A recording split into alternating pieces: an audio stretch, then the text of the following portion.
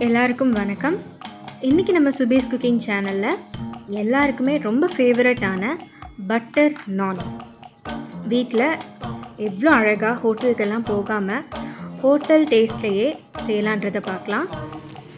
ரொம்ப சாஃப்டாக இருந்துச்சுங்க. ரொம்ப ஸ்பாஞ்சியாக சில்கியாக சூப்பராக இருந்தது. கண்டிப்பாக அந்த வீடியோவை முழுசாக பாருங்கள். எவ்வளோ ஈஸியாக செய்யலான்றது உங்களுக்கே தெரியும். வாங்க இப்போ வீடியோக்குள்ளே போகலாம். இது பண்ணுறதுக்கு ஃபஸ்ட்டு ஒரு பவுல் எடுத்துக்கோங்க.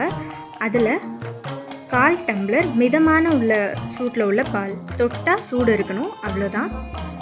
அது பால் சூடு கரெக்டாக இருந்தால் மட்டும்தான் ஈஸ்ட் போட்டால் கரையும். ஸோ அந்த பால் சூடு பார்த்துக்கோங்க. அதில் 1 டேபிள் ஸ்பூன் ஈஸ்ட்டு சேர்த்துக்கோங்க. கூடவே 1 டேபிள் ஸ்பூன் சர்க்கரை இதையும் சேர்த்துட்டு நல்லா கலந்து விட்டுடுங்க. ஒரு வாட்டி கலந்துட்டு இது ஒரு 5 நிமிஷம் எதுவும் பண்ணாமல் அப்படியே வச்சுருங்க.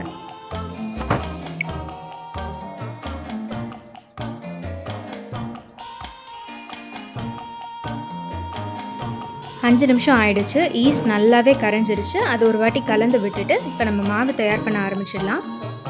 ஒரு பவுல் எடுத்துக்கோங்க. அதில் மைதா மாவு 3 கப் சேர்த்துக்கோங்க.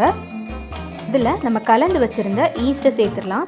சேர்த்துட்டு நல்லா கலந்து விட்டுருங்க ஃபஸ்ட்டு.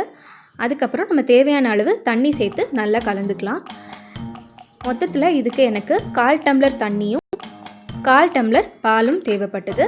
உங்களுக்கு பார்த்து பிசைஞ்சுக்கோங்க. இப்போ இதில் தேவையான அளவு கொஞ்சமாக உப்பு சேர்த்துக்கலாம்.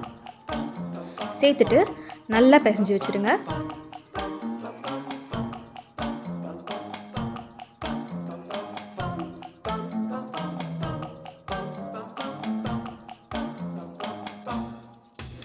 இது மாதிரி கொஞ்சமாக எண்ணெயும் தடவி பிசைஞ்சிங்கன்னா உங்களுக்கு பிசைகிறதுக்கு நல்லா ஈஸியாக இருக்கும்.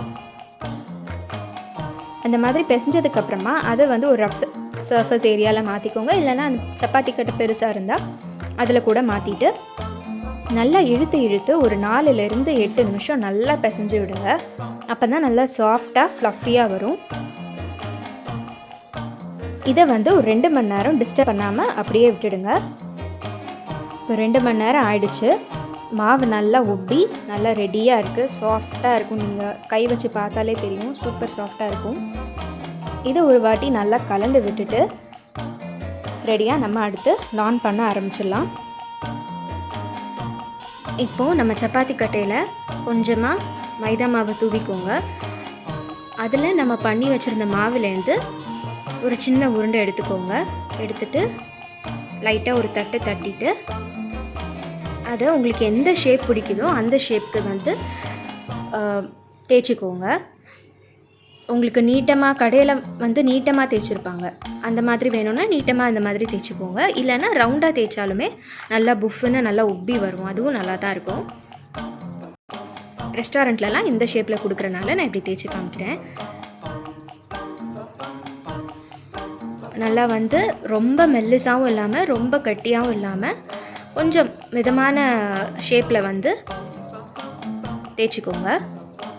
நான் ஒரு நான்ஸ்டிக் பேனில் நம்ம தேய்ச்சி வச்சுருந்த நானை இதில் போட்டுடலாம். கொஞ்சம் நல்ல ஹை ஹீட்டில் இருக்கணும். அப்போ தான் உடனே இந்த மாதிரி பபிள்ஸ் மேலே வருது பார்த்தீங்களா, வந்த உடனே அதை அப்படியே எடுத்துகிட்டு நம்ம ஸ்டவ் மேலே டைரெக்டாக காட்டணும். நம்ம திருப்பி போடாத பக்கத்தை அப்படியே அதில் ஸ்டவ் மேலே வச்சோம் அப்படின்னா நல்லா உப்பி நல்லா அழகாக வரும்.